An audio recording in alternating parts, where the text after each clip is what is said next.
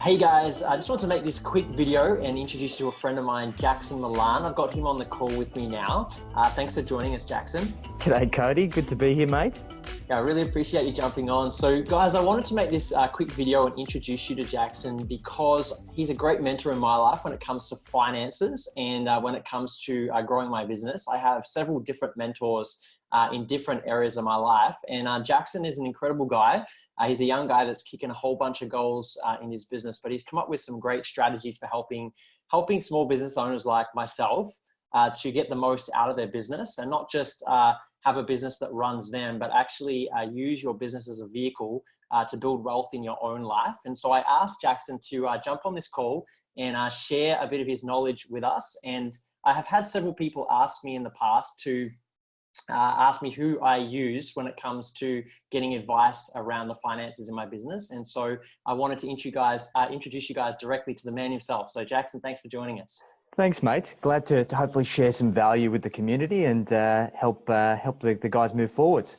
Thanks, man. Really appreciate it. So tell us a little bit about your background because you've got a pretty cool story. Yeah, so I kind of started life as a relatively simple young fellow. Grew up in Wollongong with blue collar parents. My mum was a hairdresser, dad was a rigger in the oil and gas industry, and I guess all I knew was hard work. And ultimately, through their lives, they just worked hard, but could never really show anything for it. Always struggled with money, and ultimately battled their entire lives. Now, when I was a kid, I didn't always want to be in finance. I don't think many young kids aspire to be finance professionals. I actually wanted to be a vet. And then when I ultimately realized that I wasn't on the right path to become a vet, I'm like, okay, now what am I going to do with my life? And I actually just fell into the finance industry. And at the ripe old age of 19, I became a trainee financial advisor.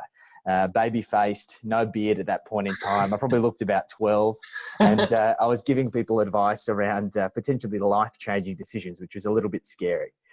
And I guess I got to a crossroads where I'd observed the industry and ultimately just realized that the financial services industry as a whole didn't really care about the consumer.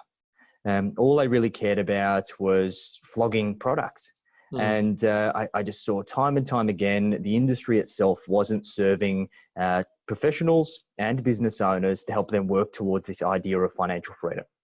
So I decided to create a methodology and ultimately create a framework that helped me educate everyday people to understand the language of money, to get really clear on their goals and what drives them, and ultimately create a simple roadmap for them to achieve a life of abundance. And what I kind of found is that the industry itself was really built on creating all of this complexity for people. People felt like they had to have an advisor or a wealth manager or somebody in their life to keep their finances moving forwards. But what I found is this was just really all a myth to try and create this very much a parasitic relationship for a client to stay with an advisor for their entire lifetime. So I've been really working to try and shake this up and educate more people to manage their money and make better financial decisions for themselves. And this has led me to really working on my craft. And what I'm really passionate about is helping business owners achieve financial freedom. Because as we know, obviously business owners in Australia, there's plenty that are very successful, but the statistics show that 4 out of 5 businesses fail in 5 years and 98% of businesses fail in 10. And in my experience, I've seen that more and more business owners are paying themselves less than their employed counterparts, working more hours, having less fulfilled lives when they're ultimately chasing this freedom and flexibility of being a business owner, but ultimately fall into this trap of just working themselves to the bone and driving themselves into the ground. So I'm really passionate about trying to change that. Yeah, and I think one of the things that really drew me to you when we first connected was your approach to keeping things like personal. You mentioned it before that a lot of the people in your industry are really just trying to fit people into one of their product boxes. You know, they'll have like specific products that they can get a commission on, and so they will just try to fit people like into those products. You have quite a different model where you help take people's lifestyle and then and basically reverse engineer their business into that lifestyle to create a lifestyle business. Can you tell us a little bit about your methodology there? Yeah, so I found that for many business owners, the key trap that they fall into is they treat their business as if it's the destination itself.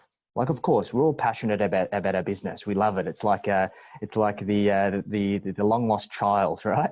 And we put so much time, effort into growing this business that we really confuse it as being the destination itself. And I think further to that, people feel that money is the destination itself. They're blindly pursuing this idea of wealth creation and passive income without taking the time to clearly define why they need that wealth or passive income in the first place.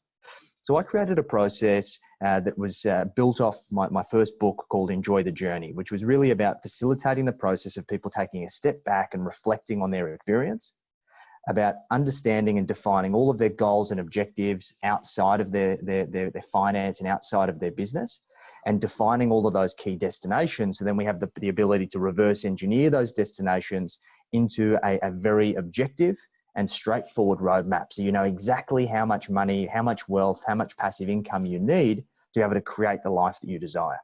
And this is a big game changer, because if we can reposition a business as a vehicle, and if people really look beyond their business and get down to the nitty-gritty of what they really want in life, most often people don't need a multi-million dollar or a billion-dollar business.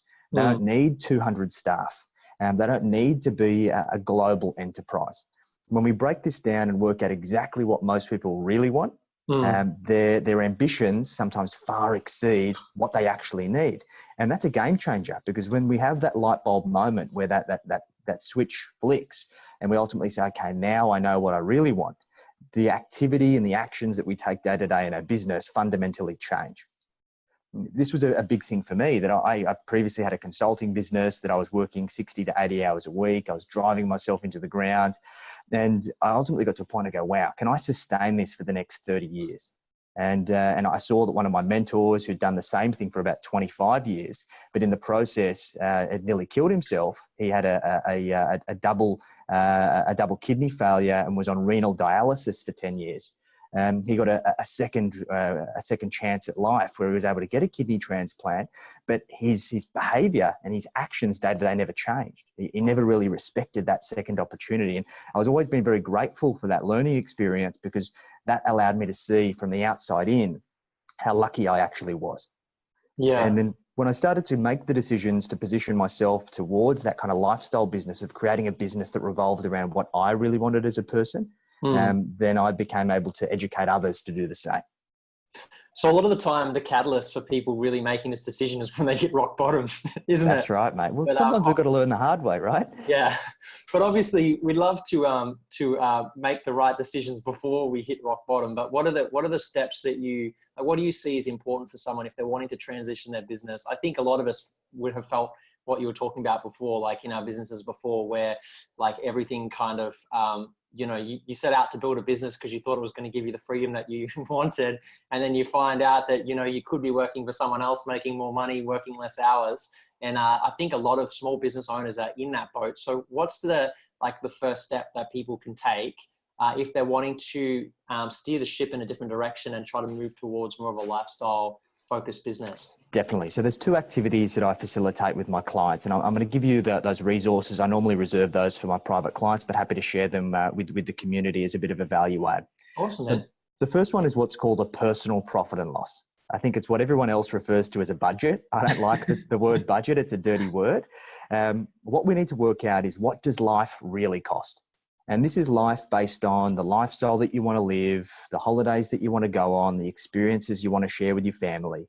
And what this allows us to work out is, firstly, what does our business need to provide us by way of income to sustain our lifestyle? This now becomes our golden number one. And we normally find that becomes a bit of a reality check, sometimes a harsh reality, where we see, okay, life costs X, but I'm only drawing this really small income that my accountants told me to draw for tax reasons. And then we see this huge deficit. And sometimes that's very eye-opening, and that's the first catalyst for change. So then we go, okay, now we know our magic number, what we're working so hard for. The second activity is what I refer to as a 20-year roadmap. Now, what I've found is that in life, we have two subsets of goals. We've got lifestyle goals, things that add value to our life, adds value to the people around us, doesn't necessarily add value to us financially. Is not going to allow us to appreciate our wealth. things like the holidays, the amount of hours that we're working, the experiences that we want, the opportunities we want to provide to our family, these types of things. And then there's financial goals. Now, financial goals may add value to you from a lifestyle perspective, but they're also going to help you build your wealth. So this is buying your home, having it paid off, creating a property portfolio, creating passive income, being able to retire self-funded. So what we aim to do is we've got an exercise where we actually segment these subsets of goals and then map them out over 20 years in segments of 5 years. And by doing this, it gets pretty tricky the first time. I find that for most people, you get to that 10-year mark and things get a little bit cloudy. You start scratching your head. But it's about pushing beyond that we start conditioning ourselves to think about the long term. Because I think inherently these days, we're very short-term focused. Everything is instant, particularly in business. We're firefighters, right? We're constantly getting our hose out, trying to put out fires every day. We don't have the luxury of thinking long term. However, if we can flip our mindset and start looking long term, it starts presupposing that we're going to achieve those short-term goals along the way because we know what we're working towards in the distance. So these two activities combined, I found that although they're very simple in theory, in principle, they become a very significant catalyst to change the way that you act in your business, the decisions that you make in your business, and ultimately making sure that you are results focused or personal results focused, as opposed to just blindly growing your revenue or growing your customer base without understanding the why. Yeah, that's amazing. So tell me, with those tools, what's the best way for people to really get clear on that 20 years? Because I think I know when I did this exercise with you, we were talking about my personal goals.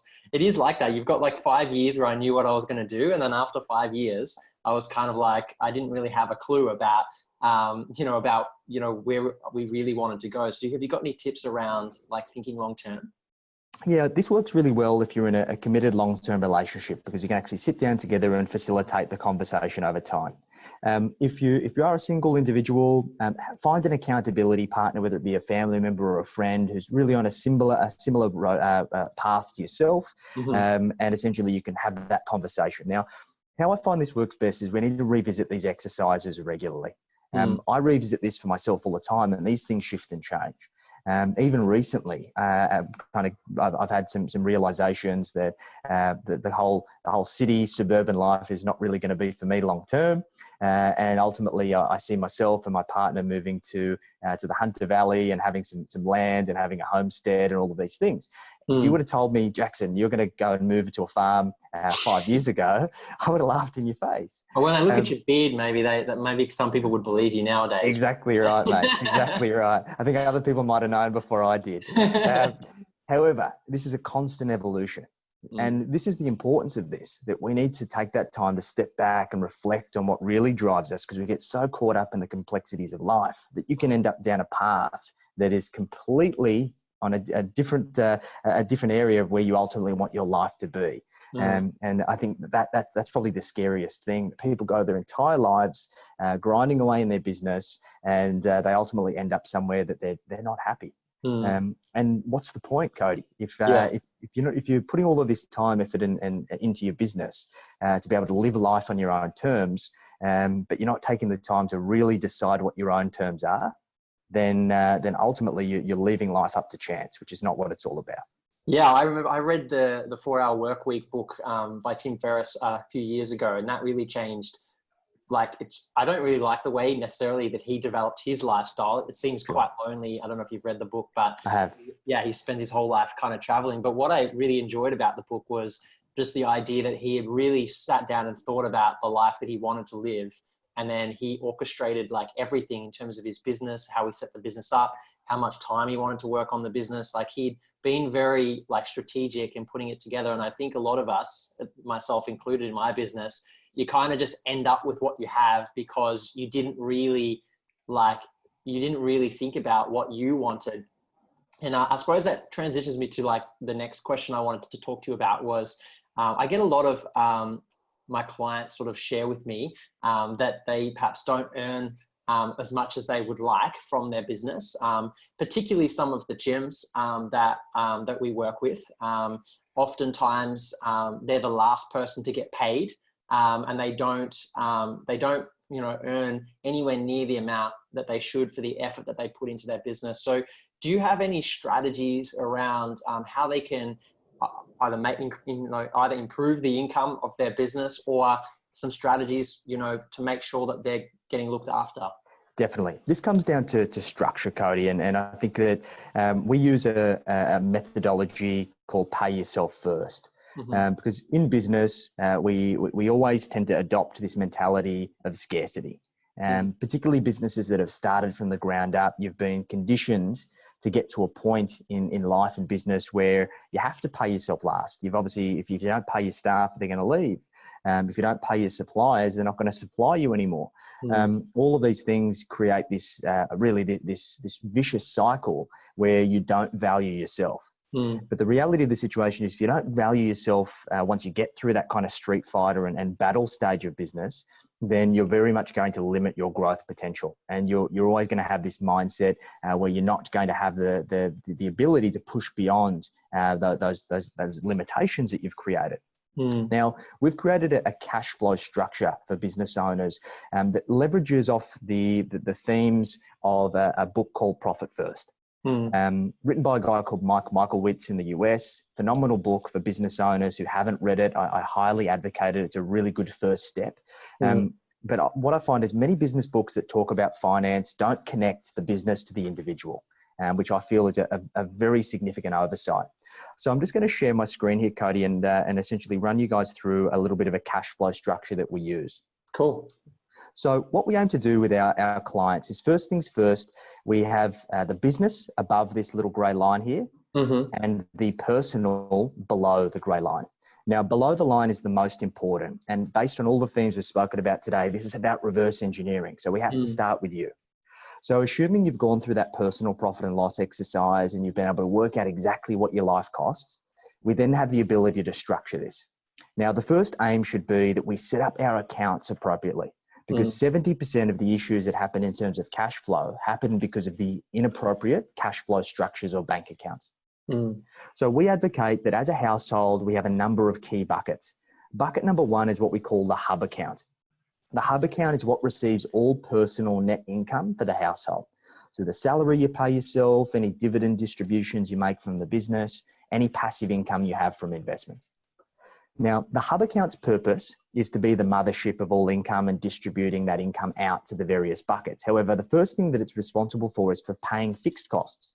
Things like your mortgage payment, your rent, your bills, your groceries. Anything that is a necessity of life can be paid out of the hub account. And the aim should be that you have debit cards for either yourself or yourself and your partner to be able to, if you go to Woolies and buy some groceries, that's the card that you tap, and it should be labeled hub as well, so you know exactly what it's for. Now, the next thing we look to do is we establish an emergency buffer here. Typically, most of our clients want to have an emergency buffer of 10 to 20 grand. That now becomes our new zero, meaning that that hub account should never fall below that level ever, unless there's an emergency. The next thing we look to do, and where we tend to do the most damage, particularly as business owners, is discretionary spending.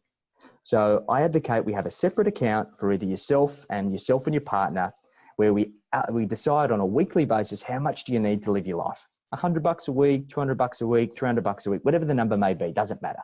The main aim is that we automate it, that it gets transferred every single week on the same day from the hub account into your spending account. So then you've got a spend card, and this allows us to then limit how much we spend and control that spending.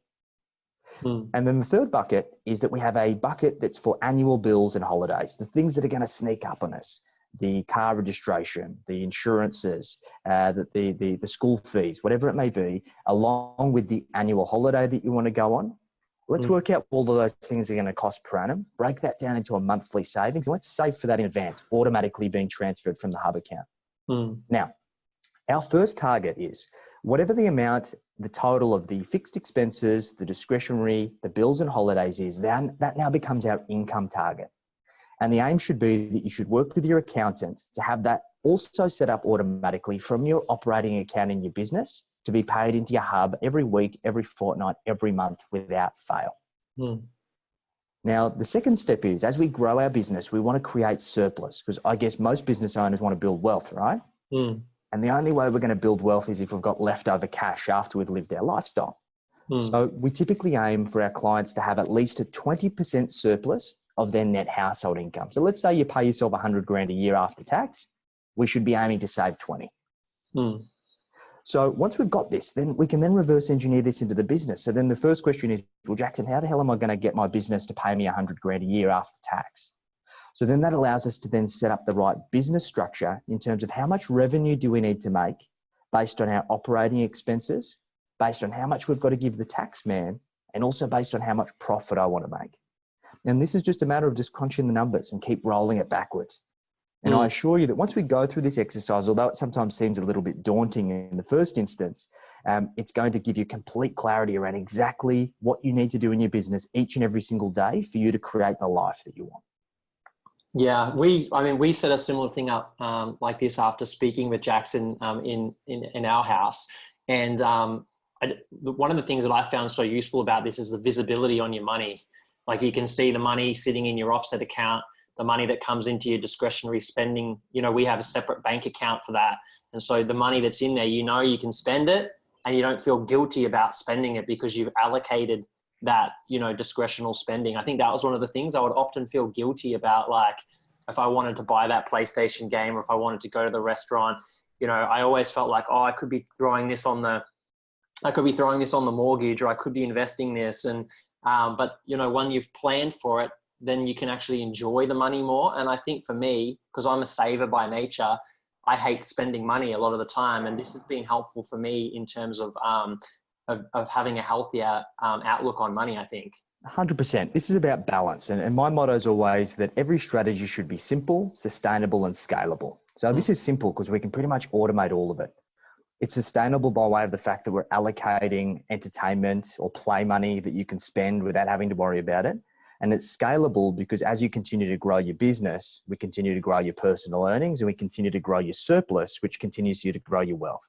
And all of these things create this compounding effect where you're not going to be a millionaire overnight. However, it's going to set up the right structures that over time you're going to be able to scale your wealth systematically and have peace of mind and certainty around where you're going to go. Yeah. Well, thanks so much, Jackson, for jumping on and sharing some value. I really appreciate you taking the time to share what you've learned and share it with the community. And so thank you so much for jumping on. I've asked Jackson, guys, to make himself available, if at all possible, if there's people that are having questions around finances or structuring their business. So Jackson's been kind enough to open up some space in his calendar. Obviously there's no pressure, but he's going to be sharing some value into this group. And I just like getting you guys connected with my network because I've found some great people to connect with that have helped me in my life. And so I want to make them available to you guys. So I'm really grateful, Jackson, that you're making yourself available to my guys. Happy to help, mate. And there's a couple of things we can do. So ultimately, we typically facilitate a discovery meeting where we can help you just go through this process, fully complimentary, give you some structure, help you build an action plan. So if you want to make some time one-on-one, you're more than welcome. We've also got a separate community called the Wealth Mentor community, where it's just a free community where we share regular insights, cheat sheets, Q&As. So if you just want to take the next step on your wealth journey without having to dive straight into the deep end, you're more than welcome to do that. And I'll also post up a link to my book, Enjoy the Journey. So if you want to learn more about the language of money and how you can apply these principles, that'll be a great resource for you as well.